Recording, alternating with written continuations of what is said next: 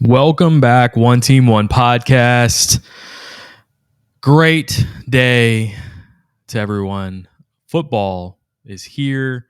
NFL actually has a preseason game tonight. I'm filming this at lunch on my lunch break, by the way. Didn't know if I was going to be able to get to it tonight, but also first day of fall camp at LSU. So you can feel it in the air a little bit, even though it's 100 degrees. You can still feel it in the air. Big show, good show tonight. We have an LSU rewind. LSU Georgia 2003 classic, a classic game. Want to talk about that one? We'll get to that. But first, I just wanted to talk about fall camp. I mean, this is an exciting day, and I was trying to remember other fall camps where I was kind of interested in seeing some of these new players, but this is a little different because it's the transfer portal and everything coming in. But man, like I I'm like so interested in seeing like the cornerback like reps. I know you don't see much. I mean, you see probably the first 5 to 10 minutes of practice, and then they scoot everybody away, and then they actually have real practice. But I want to see some of these guys who's taking first team reps, things like that. A lot of new guys, new faces, but especially with the cornerback position, I feel like that's a position that's usually such a strength for us. And then this year it's a little different with all these transfers coming in. I still think it could be a strength. But yeah, I mean, we'll talk about a few of these guys real quick. You know, Deuce Chestnut from Syracuse.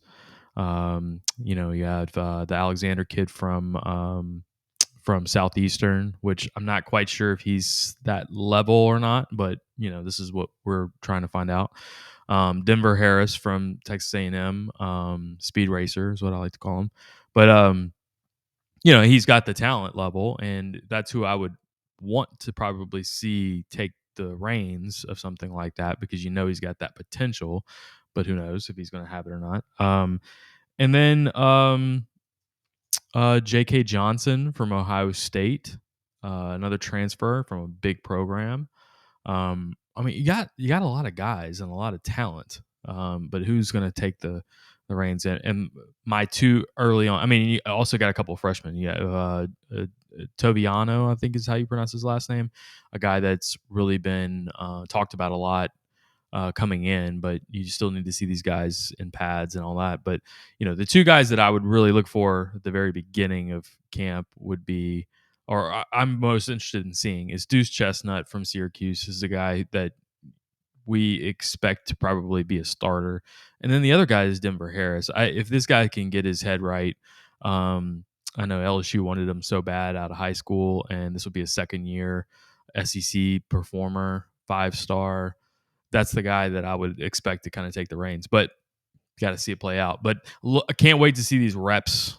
I want to see you go through the rope drill and all that shit. I'm all about it right now. So yeah, that's coming up today. I'm sure we'll be seeing some clips coming out. I guess that's this afternoon, I would assume. So looking forward to that. Also, you got an NFL preseason game. I think it's the Jets and the Browns tonight on NBC. So I will definitely tune into the first quarter of that game, and I think everybody and their mama does the same thing. They tune into the first quarter. Okay, it's a preseason. Then you're like, okay, it's a preseason game. Yeah, and then you change channel or whatever you want to do. But it's just great to have football back. It's back, so there's no denying it. It's factual. So a lot of LSU social media clips coming out right now of the team, gathering, Brian Kelly having some, final words before camp starts, things like that, and just getting you jacked up. You just know. I mean, we're almost a month away. Well, we're literally a month away. So 9-3. So that is it. All right. So big shout out to all of our sponsors. Bank of England Mortgage, Patrick Michelson over at Bank of England Mortgage, BOE Southernstates.com. You can call him directly, 225-939-9878. Reach out to Patrick for any of your mortgage refi needs. Audio sponsor for all of our podcasts. So we appreciate Patrick and Bank of England Mortgage. Also, River Cities Total Maintenance, Lucas Ragusa over at River Cities Total Maintenance. Give him a call. Still hot as balls. It's like in the hundreds still. Crazy weather too, so I'm sure people are having some electrical issues and things like that going on. He's in the NOLA North Shore area, so give them a call at 504-841-3300, nola-ac.com, and they can help with not only AC work, refrigeration, electrical, all that kind of stuff. So give him a call. Also, we got Bocock Brothers cigars. BocockBrothers.com may have one shortly, actually. Hashtag be cocky. You see Dylan Cruz right there. He has the Habano in his mouth. Give them a shout. Pull them up online. You can see all their different blends. I also have some golf gear online too, so you can find them locally at was it Churchill's Cigar Den, and Habano Port. So they have all their blends over there. So go check them out locally. You can go to their website, bocockbrothers.com. Also, big shout out. I want to give a shout out to Pelican de Mars, a local establishment here in Baton Rouge off of Government Street. Go check them out. They're a pet friendly bar.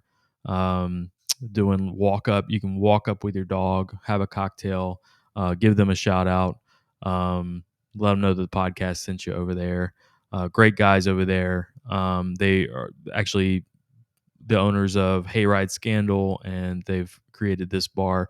Good cocktails, and I'm not going to shout out a bar unless there's good cocktails, and they do have good cocktails. They have a really good old fashioned too. So go check them out on Government Street. All right, so let's see what else is going on. Recruiting, hot and heavy. And I've told you this last episode. I'm not a huge recruiting head. I want to see LSU get guys, but I've never been. I used to be into recruiting a lot more than I am now. And the way the guys flip around and all this stuff is just kind of, it gets a little tiring for me. But obviously LSU just had their big Bayou Splash pool party event, and apparently a couple other schools were doing the same thing. I didn't realize, but you had a couple of guys like Colin Simmons and Caden Durham were two of the guys that were really trying to get out of Duncanville in Texas. And Colin Simmons is the number one player in Texas, so number I think 4 nationally, something like that. They announced now that they're moving up their commitment date the same day, August 10th, and they were both talking about, are we going to LSU, like back and forth on Twitter. Now they're both saying that they're going to commit on August 10th, so a week from now, and it's looking like LSU. But I will caution everybody, and this is just me being very cynical recruiting guy. LSU may be in the lead, but if Texas wants them really bad, don't doubt that you're not going to have some money offers coming in this next week. They basically put a timeline on it on when our commitment's going to be. It's going to be in the 10th. I would expect offers rolling in. And I'm hoping LSU is doing the same thing to kind of lock that commitment up. But don't just hold your horses. Texas has got money if they want to spend it. So it's not all about money, but when it's 2 equal teams, money's going to probably play a factor, i.e. see Texas A&M 2 years ago. So that'd be the only thing I would probably put a little caution on with that Colin Simmons, Caden Durham. Caden Durham, it sounds like he was big on LSU for a while. Colin Simmons was the guy that was kind of like back and forth a little bit. So be huge pulls if LSU got those guys. A lot of momentum. Those are the kind of ones that you want, that big momentum going into the season, and keep that success going during the season. And it makes your recruiting cycle so much easier. And man, it's just where LSU wants to be, and I'm sure that's what they're fighting for. So, interested to see that next week. Hopefully, we'll do a podcast so we can recap that. All right, so LSU Rewind segment coming your way shortly. LSU Georgia 2003, a game that I was at, and we'll talk about all that. LSU Rewind coming to you right now. It's the LSU Rewind. All right, so LSU Georgia 2003. Never will forget this game. And it was obviously huge matchup. With Georgia coming in, and that's another thing is like Georgia rarely came to LSU, so it's already a big enough matchup as it is. Whenever you get a team similar to that 2018 game, whenever Georgia came in town, but LSU, man, this is the Saban years. Remember it very well. Obviously, we win the national championship this year. But I'm going to take you back to 2002, so the year before. We were on a roll, and we had just beaten Florida at Florida. But late in that game, we're up 36-7. Saban still has Mock in the game. Mock ends up hurting his leg in the game. Like it ran like a quarterback draw or some bull crap, and it's like, man, what are we doing? Like, it's our best player. I mean, our quarterback who's kind of leading the charge and all that stuff. But that season just tanked a little bit. We ended up, I think, going to the Cotton Bowl, losing to Texas. Speaking of Texas, but it set us up for this year, and this was the year that looked like our defense completely came together. Our defense was good the entire time Saban was there, pretty much. I mean, 2000 was, kind of like piecing it all together a little bit, but 2001 we were good. 2002 we were good. 2003 we were like a whole nother level good. I mean, this year it looked like we had 13 guys on defense all the time. They were in the right spots all the time. We had two huge defensive ends back then, so good luck running the ball against us with Marquise Spears and Marquise Hill and Marcus Spears. There's Marquise Hill, namesake right there. Yeah, you had Kyle Williams in the middle right there. Like, yeah, Chad Lavallee. Like, just ridiculous amount of talent. So this season started off offensively. We weren't quite as good, and this was going to be a very low scoring game. Georgia had a really good defense too. That David Green at quarterback, definitely the favorite in this game.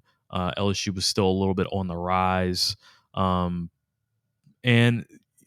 LSU, the stadium turned out for this game for sure. I think everybody was ready for this.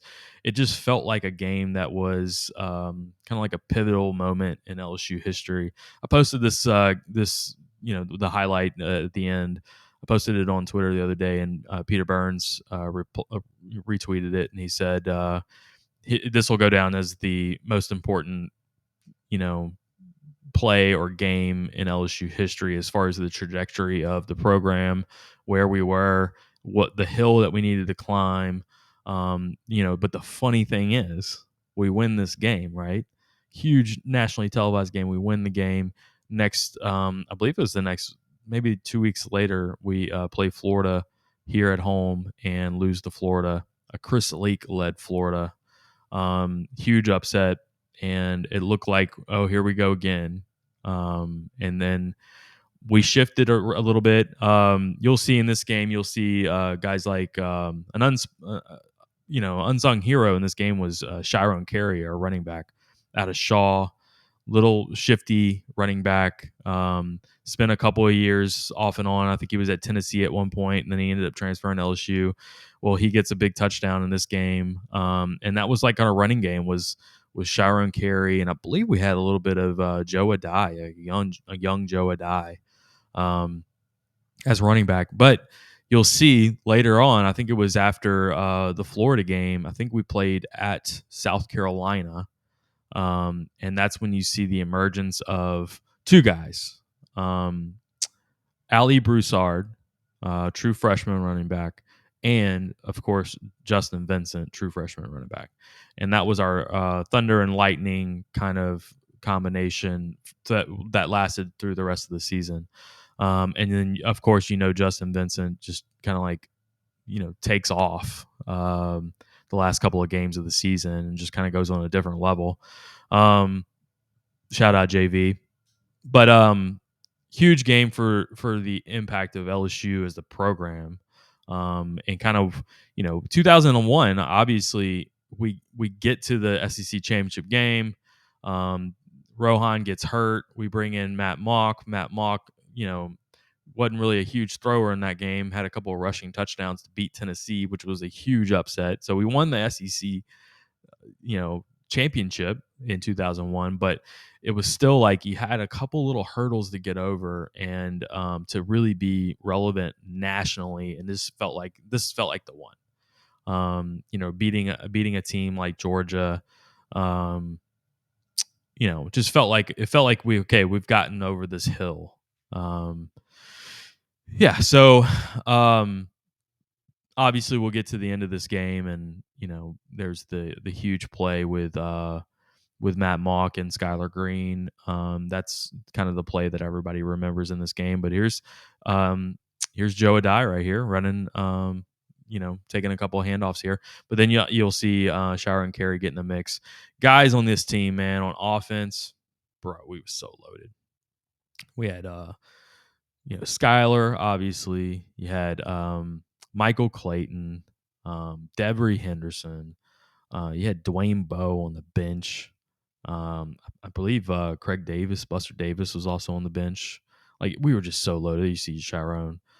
Chiron, huge recruit out of Shaw, out of high school. Finally got him back to LSU. Look at those old end zones. Oh, I want those end zones back, guys. I don't care what y'all say. The basic LSU font end zones, fuck that shit. Give me those old end zones. I mean, it wasn't that long ago. 20 years ago. Come on, we can go back to that. Keep the eye in the middle of the field like it is right there, but like, you just put the end zones back. I mean, those are iconic end zones. I don't care what anybody says about that. To my grave. But back to the game. Again, defensively, we were so stifling. Our blitzes were coming out of nowhere. And they just got better and better as the year went on. I mean, we just, like, you see guys come free like every play.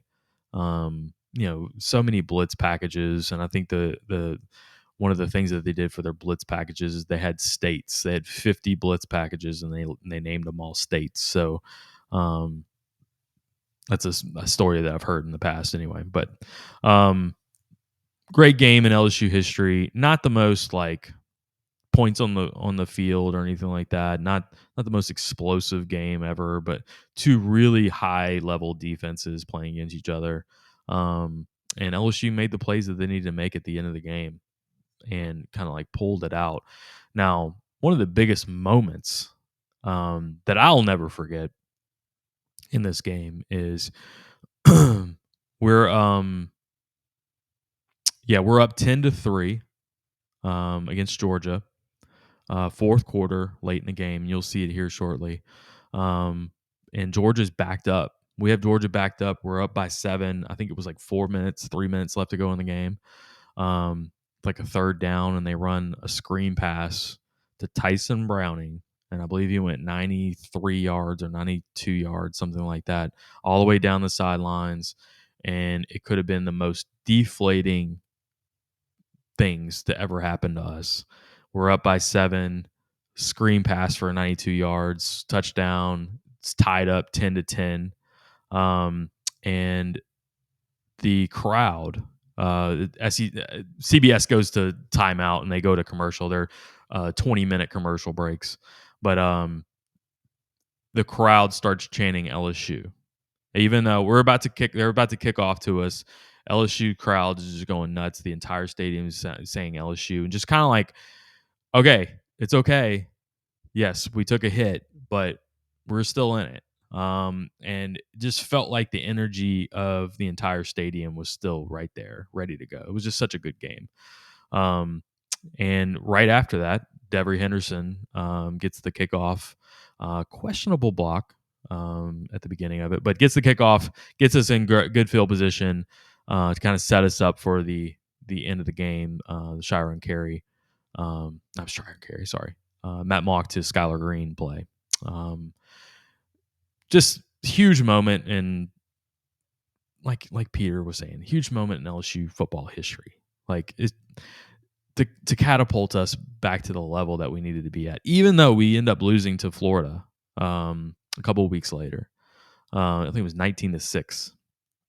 In that game, I'll let me say this real quick. The 19-6. Here you see LSU fumbles, Matt Mock fumbles, and that kind of sets up Georgia here to kind of make a play at the end. But so the Florida game showed a couple of weaknesses with Saban this year, where he was leaving the backs open in the middle of the field, and Florida picked up on it, had a couple of big plays, and we could really never do anything on offense this game.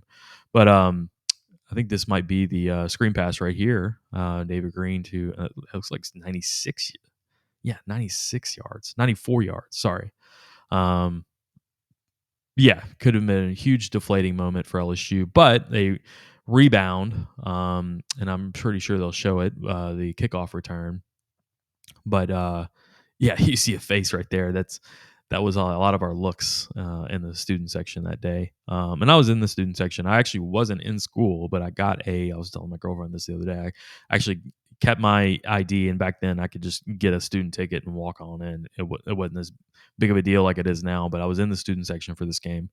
Um, and I was there for a lot of the 2003 games, even though I wasn't a student at the time. But yeah, you see Devery. Think about that. I mean, Michael Clayton wasn't the I mean, in the NFL, didn't pan out to the player that we thought he was going to be. He had a couple of good years. I think he was rookie of the year at Tampa Bay. But I mean, I think this is our Skylar Green play right here. Odell Thurman in his face with the strike to Skylar Green. Skylar broke off on his route to cut it deep. So great play in LSU history.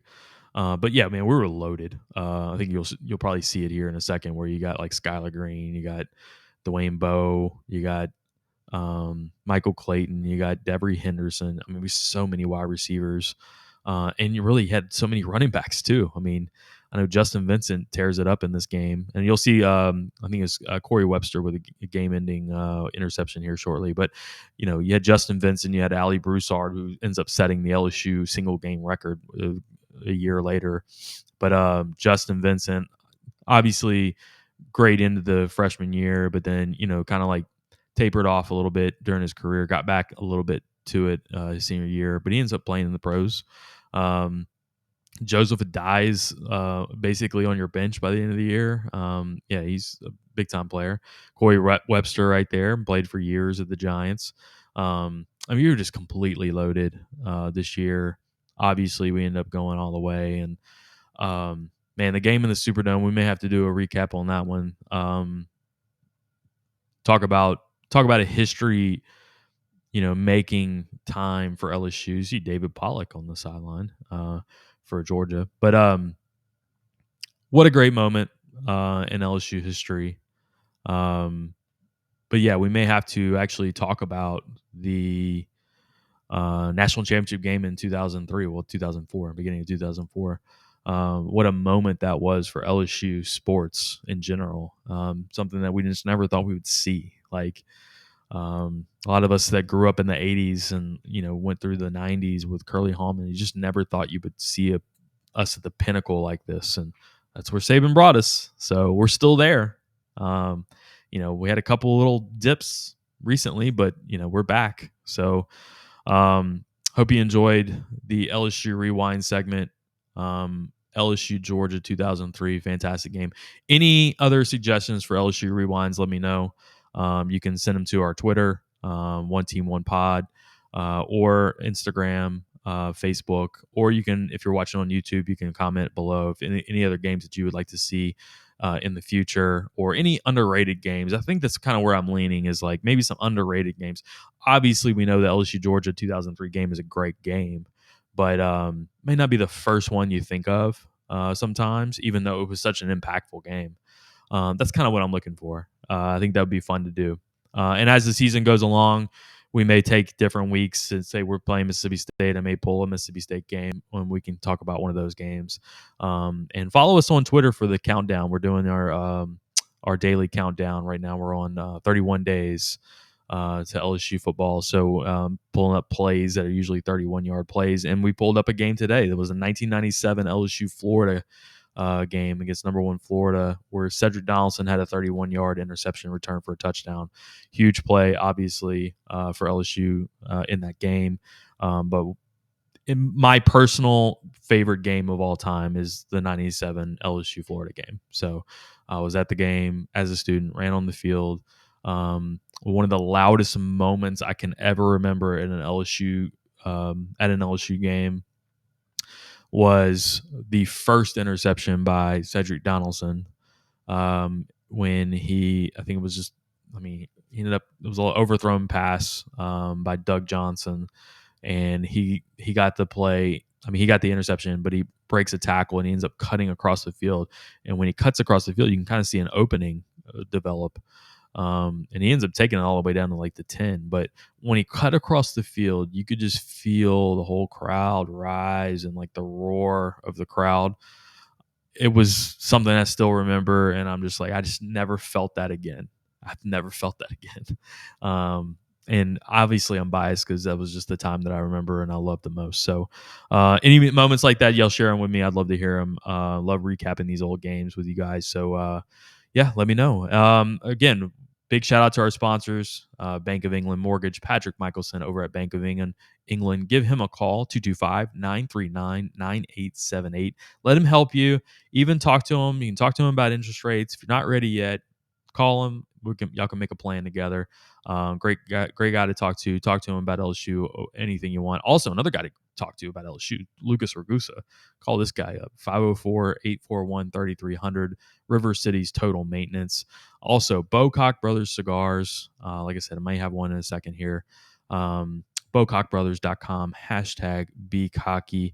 And again, shout out to Pelican to Mars, pet friendly bar on Government Street. Go check them out. Let them know the podcast sent you.